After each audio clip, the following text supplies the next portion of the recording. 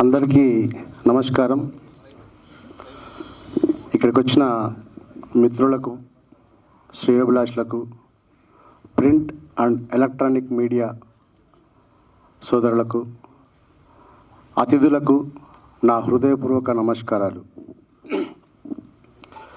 ఈ సినిమా కలివివనం వనాల నేపథ్యంలో ఉంటుంది అనగానే ఇప్పుడు అందరూ మాట్లాడేటప్పుడు ఇది కమర్షియల్ సినిమా కాదు అని అంటున్నారు. మాట్లాడేటప్పుడు డెఫినెట్లీ ఇది కమర్షియల్ సినిమా, పక్కా కమర్షియల్ సినిమా.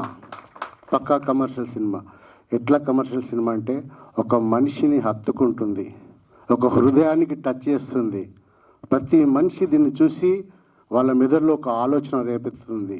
ప్రతి ఒక్కరికి సినిమా చూసి బయటకు వచ్చిన తర్వాత ఒక చిన్న చెట్టును చూసినా దండం పెట్టుకోవాలనిపిస్తుంది. అప్పుడు ఎందుకు కమర్షియల్ కాదు ఇది? ఖచ్చితంగా ఇది కమర్షియల్ సినిమానే. ఈ సినిమా ఇప్పుడు అందరికీ అవసరం. ఈ సినిమా చిన్నపిల్లలకైతే ఖచ్చితంగా అవసరం. ఎందుకు అవసరమో చిన్న మాటలో చెప్తా. ఇప్పుడు టీకా అనేది మనం 20 ఏళ్ళ వయసు ఇచ్చిన తర్వాత వేస్తే పనిచేయదు, చిన్నప్పుడు వేస్తేనే పనిచేస్తుంది. అందుకే టీకాని చిన్నప్పుడే వేస్తారు.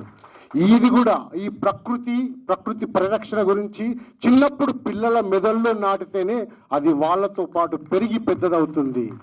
వాళ్ళకు మొక్కలు పెట్టాలి, మొక్కల్ని నమ్ముకోవాలనే సంకల్పంతో వాళ్ళు పెరుగుతారు. దయచేసి ఇంకొక విషయం, పిల్లలకి వర్షం ఎలా పడుతుంది అమ్మ, వర్షం ఎలా పడుతుంది నాన్న, వర్షం ఎలా పడుతుంది గురువా అని అడిగితే దేవుడు కురిపిస్తున్నాడు అని చెప్పకండి. ఒక మొక్క నాటితే ఒక చినుకు రాలుతుందని చెప్పండి. ఒక మొక్క నాటితే ఒక చినుకు రాలుతుంది అమ్మా అని చెప్పండి. మొక్కలు నాటించండి, మొక్కలను ప్రేమించండి. ఈ సృష్టిలోకి మనం వచ్చాం, మనం సృష్టిని సృష్టించలేం. అలాంటి సృష్టిని ఖచ్చితంగా కాపాడుకునే బాధ్యత మనిషిగా మనకుంది. దేవుడు సృష్టించిన కళాకృతిలో అద్భుతమైనది ప్రకృతి. అలాంటి ప్రకృతిని మనుషులుగా మనం కాపాడుకోవడమే మన హక్కు, మన బాధ్యత.